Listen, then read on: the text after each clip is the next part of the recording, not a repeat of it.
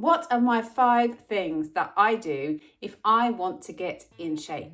So I'm not talking about dropping a lot of weight or what we might have considered decades ago to be a shape up for summer plan. No, I'm talking about the fact that over the winter we may have hibernated a little. Now the sun is coming out, I want to feel fitter, I want to feel better in my skin, I want to feel sharper. I've probably been a little bit complacent in my fitness habits. Now I would call myself a fit person and an active person in that I make excuses to be active. So I find it a treat to give myself 20 minutes to head out for a run, but I don't always feel motivated to do it.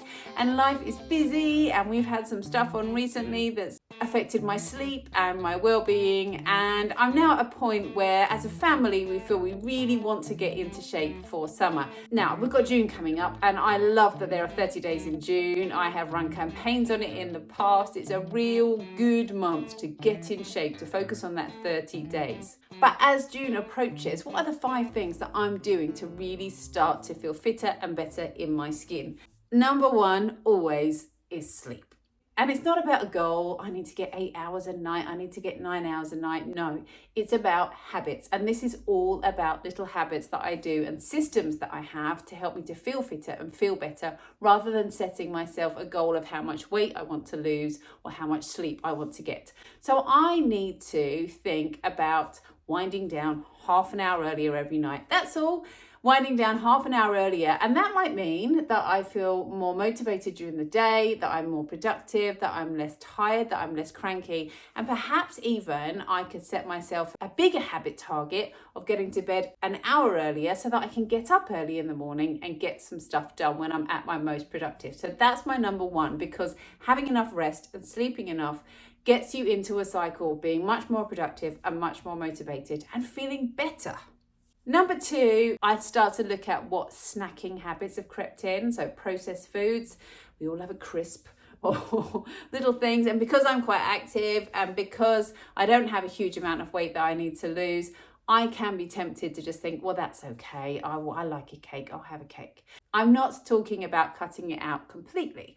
Things that I might do is, rather than reaching for a nice pack of fried crisps, I might pick some salted popcorn or plain popcorn, and rather than reaching for a bar of chocolate or snacks that I've bought in the supermarket, I will make cakes from scratch. Because if I think about it and I have to have the time to do it, I'm much more likely to make something nutritious, and then that goes in my kids' lunchboxes as well. So win-win. So cutting out processed foods is the biggest way of getting rid of calories that you don't need and starting to eat healthier. Before you think about macros or protein or calorie deficit programs, just cutting out the crap is the first thing to do. Number 3, kind of on the same note, and to help with the snack habit, is to eat nutritious meals. And that means planning meals. So that's a habit that we get into on a Sunday evening. Plan for the meals ahead around our activities, around what each other is doing during the week, and around all my family's nutritional needs. And that might mean that we need to plan a trip to our local butcher or the egg farm, or to get more vegetables in, and to make sure that we've not just got meals that we can eat on those evenings, but also meals that we can have stored in the freezer so that we don't start reaching for a takeaway.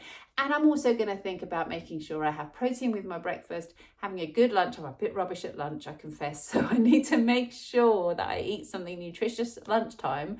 Otherwise, by the time I've picked the kids up from school, I'm quite ratty and crabby. Number 4 is hydration, and it's a much bigger thing than you might think. So making sure you drink enough fluids during the day, and that doesn't have to be water. You could drink fruit teas. I love a rooibos tea. I love a nice herbal tea or a peppermint tea in the evening. So making sure that you just keep hydrated.